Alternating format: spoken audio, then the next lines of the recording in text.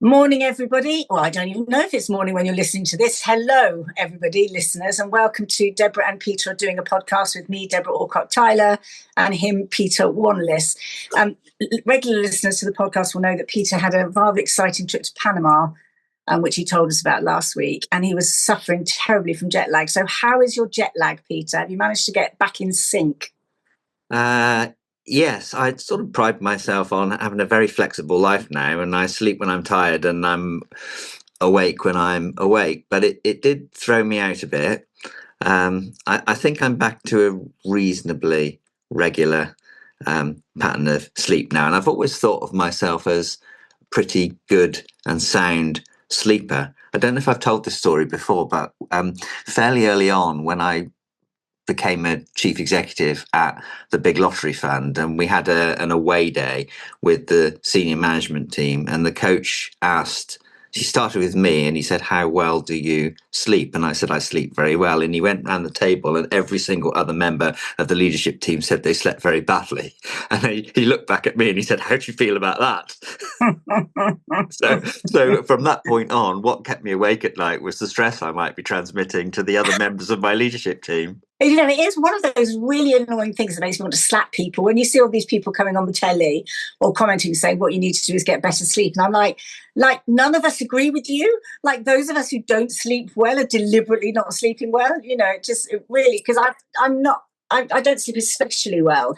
I don't fall to sleep really, really easily. But I have a horrible tendency to wake up at about 2:30, 3 o'clock in the morning. And then once I wake up, my brain is immediately going all over the stuff. And I find it really difficult to switch my brain. I find it hard to go back to sleep. But I've learned that not staying in bed with my brain whirring and getting up and coming downstairs and reading a chapter of my book or, you know, watching a bit of a K-drama is a brilliant way to push those thoughts out.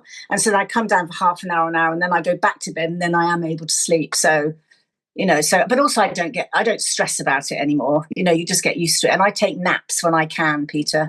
It's not known for me to have a nap at a lunchtime.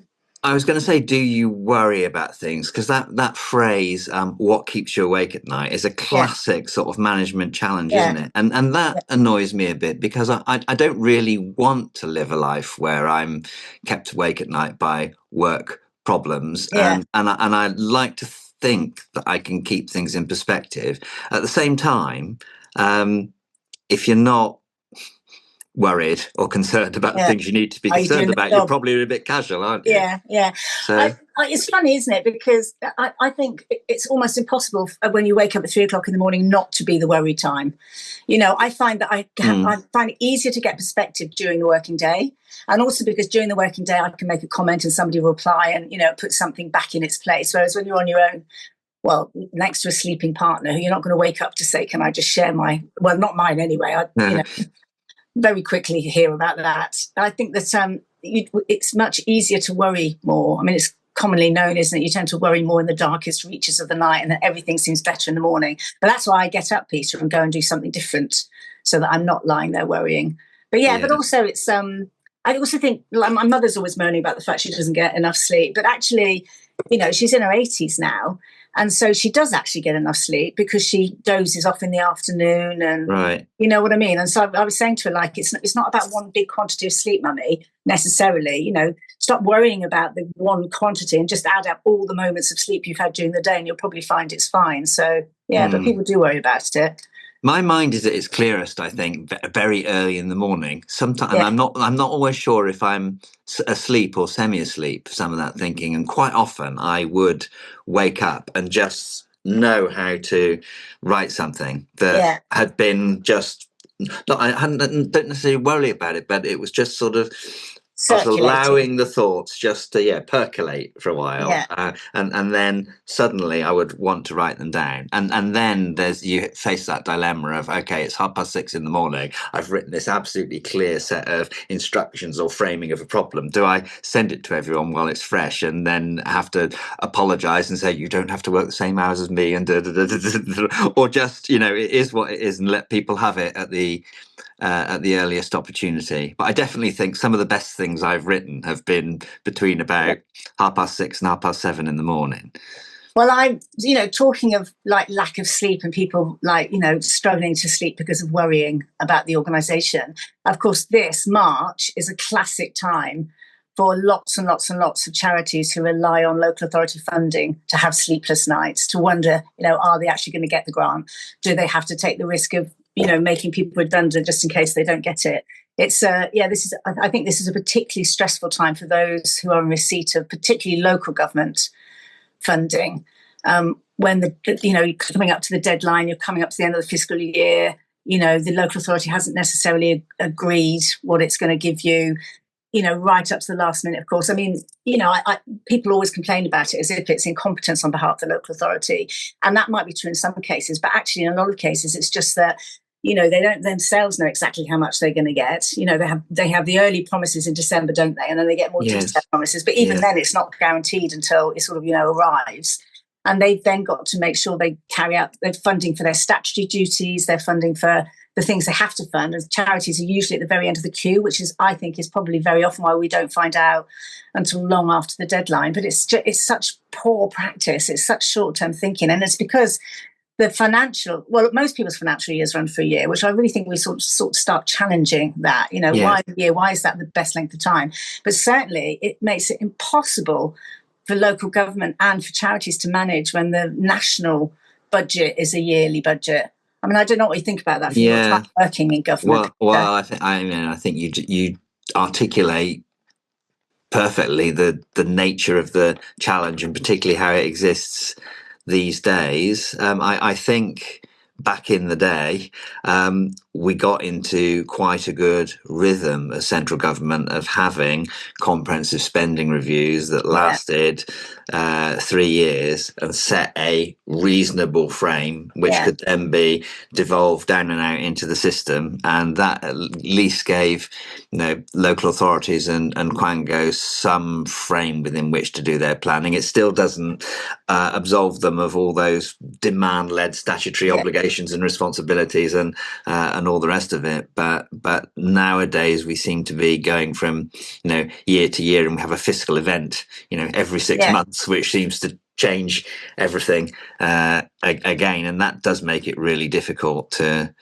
plan. And then there's always been this sort of fetish for competing contracts as well, hasn't there, and kind of driving out value for money by making everyone face up to one another on a very regular basis, as opposed to building long-term strategic partnerships. I'm sure that both Barnardo's and Action for Children would prefer to have a longer term contracts each, where they deeply understood the partners that they were working with and focused on the outcomes, rather than having to compete with one another for the same business over and over again. And they're larger charities with the kind of capacity to put together applications. So there's something about lengths of contracts, there's something about budgeting timetables, there's something about the contribution that competition makes to value for money that is all a mess in that whole commissioning space, isn't it? And also the politics, of course. It's that I think it's easy for us to forget that local councils are political bodies, and you have a majority. Well, not always. You don't always have a majority, but you have somebody, a party that is the dominant force in the council, and that their priorities might not necessarily reflect those of national government. It's very different, And in fact, I don't know, but I'd be interested to know if reform-led councils have changed very much the way in which funding happens into the sector and into. I mean, obviously they've got the statutory stuff anyway, but I think there's also that too, is that you can't, even if you do build up a good relationship, local elections come up, you have a sudden change in council, and then everything seems to often come grinding to a halt while people say, we don't think we should be funding that, this should be something else. So, I mean, I think it's a real testament to the resilience and the sheer bloody-minded grit of smaller local charities who have to deal with all that mess. I mean, although, again, it's always worth remembering that the vast majority of the sector isn't funded by the state at all. I think it's only something like about 30% or something. I'm like, can check that figure, and I'm sure people can look it up. But it's not the majority funder. But somehow we have this perception that it's all about the state. It's the money that they're giving. And in fact, most of us don't get any money from the state. No. We're money from public fundraising or from trusts and foundations or from other sources. So, yeah, so it's interesting. For that, and that's been pretty much the entirety of my charitable leadership experience, to be honest. I mean, NSPCC was overwhelmingly funded from voluntary donations. Five Rights Foundation doesn't take any government money, at least at the moment. And for all the frustrations and challenges of putting in bids and schmoozing and fundraising and building networks and alliances and all the rest of it, actually, I'd rather do that than compete for some of these really difficult short-term contracts, and of course all the risks associated with chasing the money because you know you can do something with it, but compromising the quality of your service and the fundamentals of what you're about in order to meet the performance indicators that are being set. I mean, I even had that dilemma at the lottery, where we were key. We were, still are, as an organisation, expert in distributing funding. Far more likely, I think, to organise and deliver a really good grant programme than some civil servants who are doing it in their spare time among all sorts of other things which they're responsible for. So it was quite a big thing in my time to try and help the Big Lottery Fund become the distributor of choice for charitable funds, and I see they're getting back into that in quite a big way, which is good, I think, for them and for the sector. But there were times where we just point blank declined to be involved as a partner in some bits of business because you just couldn't be confident that you would deliver decent grant making on the time frames and for the sums which they had available to you. It's interesting, isn't it? I mean, I sort of think that with smaller charities in particular, those that rely on local authority funding, is often because they can't get public donations. That they're running the sorts of charities that aren't particularly attractive to people, or they're doing it in spaces that people don't think charities should even exist, like criminal justice, for example. And so lots of local authority funding does in fact go to those charities that couldn't get funded otherwise from the general public, because it's not a popularly public cause. Anyway, you know what I mean. So, but it brings me on to trusts and foundations, actually, because of course about 10%, again, stats may have changed, but it's roughly 10% of the money into the sector comes from trusts and foundations. And yet, because that's the thing we're all obsessed with, there's sort of this perception that there's a lot, that they contribute more. They do pretty well. But I was talking with a small charity the other day, that their real frustration, well, there were two really. So there was a chief executive charity I was talking to who had put in an application to a funder 18 months before, had completely forgotten about it because they'd never heard back in a response. They just assumed they hadn't got the money. And they suddenly got a letter saying, your grant has been approved 18 months after they submitted the application. And then I was thinking that this particular funder was very frustrated about the fact that they just missed the deadline for a funding application, and that the funding committee wasn't going to meet for another 4 months.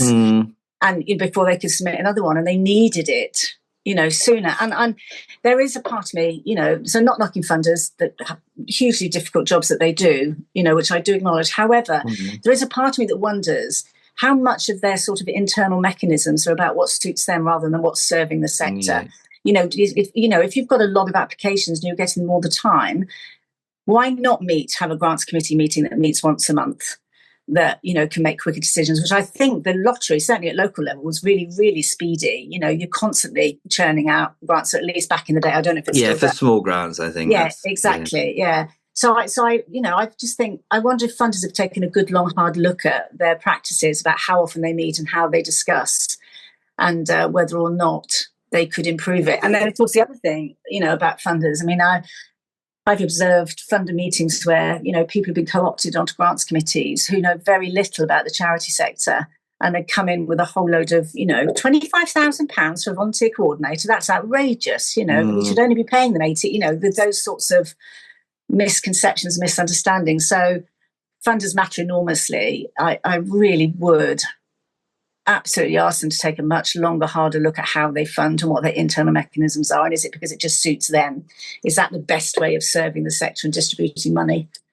Maybe I'm being unfair, but complaints from colleagues. Yeah, well, it's so easy to slip into believing as a funder that you are doing good, and it's your money, and people should be grateful for it. And of course, there is some truth in that, but I cringe when I think of some of the timetables which we set out, not with malicious intent, but for the convenience of our holidays. Which so you look like you've got 20 days to apply, but actually most of them are the Christmas and New Year holiday, and that kind of government is classic at this, and it's about getting people who know and understand the dynamics of the sector into the very true.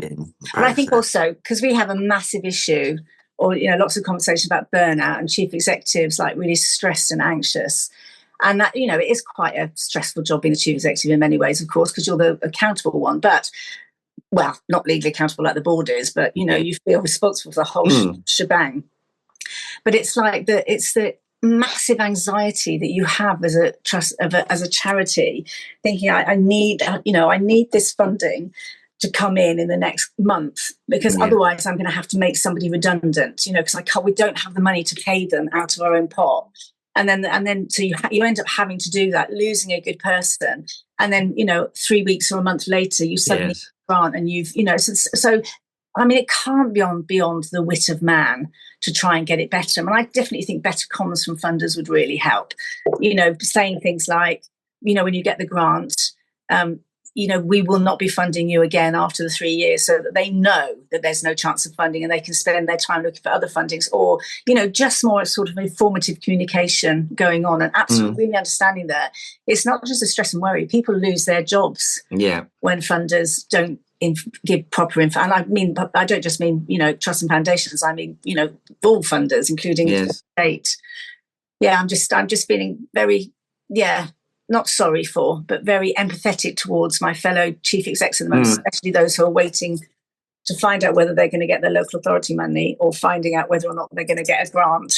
That is something that they might be staying awake at night for. So what's the tip to sleep in those circumstances? Get up and watch K drama. When I did a advanced management program at INSEAD, this is years ago, back in the 90s.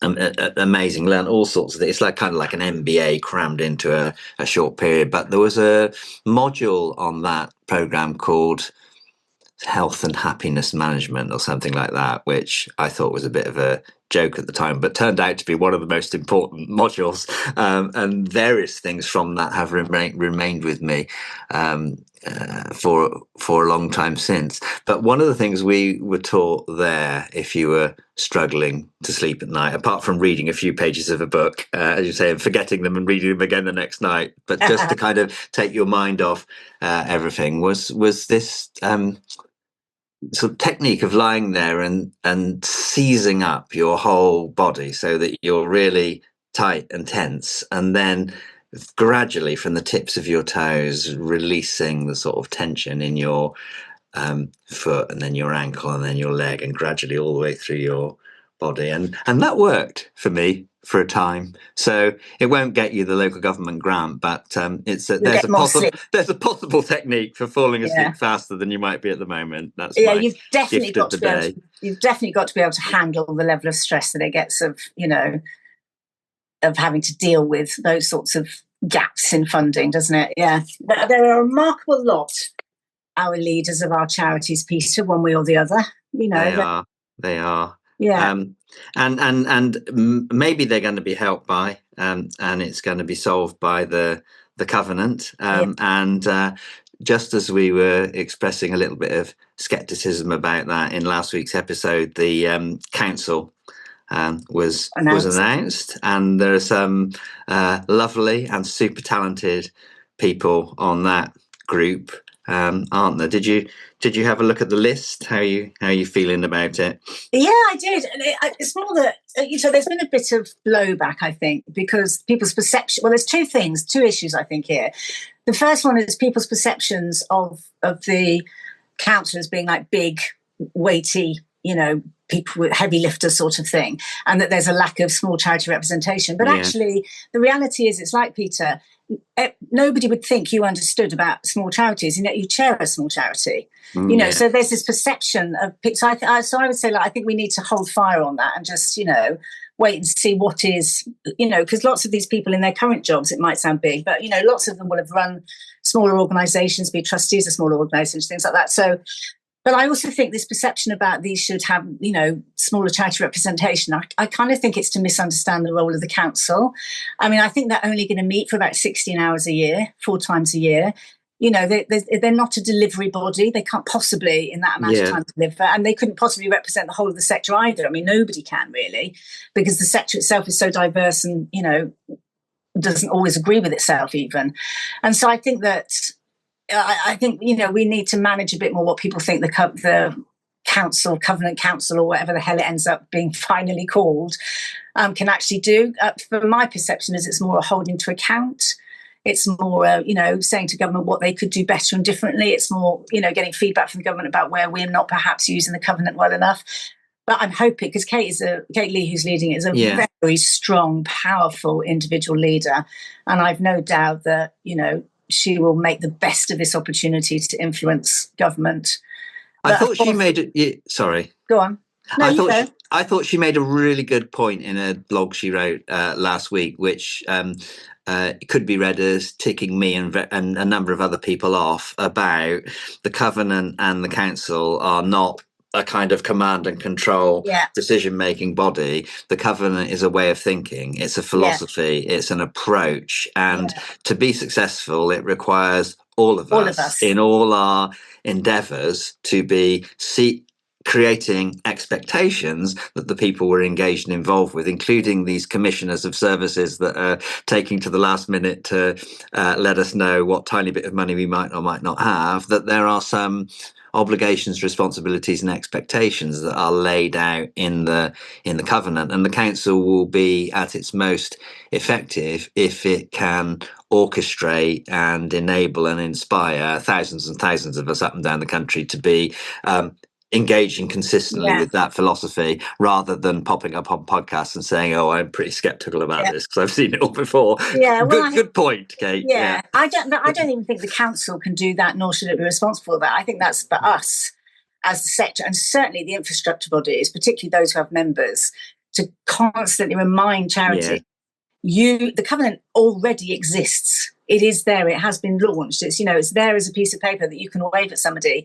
And I think it's about saying to our, fellow charities, have you got a copy? Have you read it? Are you using it? And also, even those charities that don't necessarily want funding or seek funding from the state, lots and lots of the breakdowns in relationship between the state and the sector is because we don't have a voice. So that, the state makes decisions without actually hearing, that's a really shit decision. This would be a better one. Yeah. And so it's less about money, which I think is perhaps a perception, and much, much more about access to power, influence, the ability to, inform decisions from a place of experience. And so, I think we've just got to keep on, all of us, saying to our colleagues in the sector, use the covenant, read it, make sure you know it, send a copy to, your local procurement officer or your local councillor who happens to be in charge of, the area that you're interested in or whatever. It's like, I think sometimes, I understand why, because we're all so incredibly busy. You kind of like, if this was a job I didn't have to do and somebody else could do it for me, and it just happened. But unfortunately, that's not the world we live in, and nobody else is going to do it for us. So we have to suck it up and deal with it ourselves. And so, and I think sometimes the sector, we can be a bit like waiting for people to solve the problems, particularly in relationships between the state and the sector, when actually I think we have a lot more power than we think we do. I just think we have this, I'm speaking about this quite a lot at the moment. As you know, Peter, I'm up and down the country giving various keynotes and interviews and stuff like that. And I do think we've sort of got into this self-defeating doom loop of, there's no point applying for money. There isn't any. There's no point speaking to that local authority because they don't care about this sector. There's no point asking about X, Y, Z. Do you know what I mean? And I think that, there is that line, persistence overcomes resistance. Like, you've just got to keep going. You've got to keep asking. You've got to keep turning up. And at some point you will get there. Yeah. Yeah. The issue, and if we're not going to be passionate and persistent about these issues, who is? So exactly. Yeah. So I think I understand why, because it just all feels so flipping negative at the moment. Like, we're on the verge of World War III. We're like, people are struggling to pay their energy bills again. Particularly this business with the oil.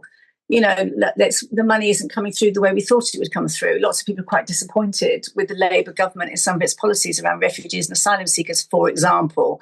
And so I think that I can understand why people get a bit down about it. But the trouble is, I have a saying: you can wallow in self-pity, but don't drown in it. Right. In other words, you can have that moment of feeling super sorry for yourself about how hard it all is, and then you need to climb out of that self-pity puddle. Yeah. And, charge on forward, because we do make change. And even like saying to charities now, just look at the effects you have now, today. Look at last week. Look at who you helped last week. Look at that conversation that you had last week that changed an individual's perspective on something. Look at that human being who got support and help that they would never have. Look at that puppy who got saved from abusive, puppy farm. It's like we forget how much we're currently achieving because we're just thinking so much about the size of the challenge ahead. And I think, if you're feeling down, think about what you've done so far, because I promise you it's masses. Yesterday, Meta said that they weren't going to have end-to-end encryption on their messaging service within Instagram, and that is massive, because that was an argument that we were having with from Mark Zuckerberg down for years and years, and it felt impossible. And this kind of constant battle between, you can either have privacy or you can have child protection. No, there is a way of sorting this out. And then, just for whatever reason, that was announced yesterday, and that has happened because individuals and organizations have mobilized persistently, and not given up. Families have just kept at it and at it and at it, and it is possible to affect change even in the habits and practices of the richest companies in the world. So that's a great story. What a fantastic current live example of why it's worth keeping on going, because it might not happen now, it might not happen next year, but it will happen at some point if right is on your side. I think so. So just before we go, we ought to give a plug to, we did an appearance, didn't we? We did a gig with Martin Drake. We did. Talking about charity boards, the good, the bad, and the future. And I think by the time this comes out, it will have been published. And if it hasn't been published, I'm going to publish it anyway, because it was a fun conversation, and it was interesting for us to be the guests and to be interviewed rather than interviewing one another. So that's one to look out for, and it's one of a series of lots of great conversations which he has had with sector luminaries through recent months. So check out Martin Drake and our episode, but look at some of the other episodes as well, because there's some superstars talking about leadership with him over the last year or so. Episodes, Peter, where we've had and some of our old episodes, they're still there. People can go and have a look and listen. I always find it really funny, though, that we do this podcast, you and I'm often asked to do other podcasts. And I never listen to podcasts. I'm not a podcast listener at all. I prefer to read an article or, to watch an interview rather than to listen to podcasts, So I just find it so funny. But, so I just have to confess, listeners, I don't listen to this podcast or even our podcast very often. Oh, well, there you go. Whereas this morning I've already listened to the Times Football podcast and Giles Brandreth's interview with Richard E. Grant, which is really great if you want a podcast in addition to ours. But there we go. There we All go. right. And on Duckling Watch, Yes. so last week we had 2 pairs of ducks. Now we've still got 2 pairs of ducks, but at one end of the garden, they have had, it's far too early, I think, about a dozen ducklings, and we saw them marching these tiny little balls of fur over to the stream, and we've only seen one of the little ducklings subsequently, so I'm a bit worried. I know the cats haven't got them, because if the cats had got them, they would have brought them to us into the house. Yeah. But I just don't know if they're all kind of nestled down somewhere, or they've kind of got swept away in the stream. Anyway, for regular listeners, there's going to be a kind of duckling update, I think, on a fairly definitely. regular basis. And at the other end of the garden, the other 2 ducks, they've not produced yet, but I don't think they're supposed to. It still feels a bit too cold. It does feel, it doesn't feel right to me. Well, and can I just make a plea, Peter, that, you know, like wildlife filmmakers and things like that are not allowed to interfere with the natural course of nature. So they have to film, you know, a baby chick being ravaged by a seagull or something. I strongly encourage you to intervene if required to save the life of ducklings. Okay. Oh, I would do. No, I absolutely would. But I've also been advised not to get anywhere close to where we think the ducklings are, because she has found them a relatively safe place, and if she thinks we're interfering, she'll move them somewhere less safe. Yeah, absolutely. Yeah. So, the pressures and dilemmas of country life. The country, you know? Peter. Yeah. Your life has all become about quince, jam, and ducklings. That should be your memoir. Quince, jam, and ducklings. That's right. Okay. Very good. Listeners. All right. Yeah. Take care. See you next time. Next time. Bye. Bye.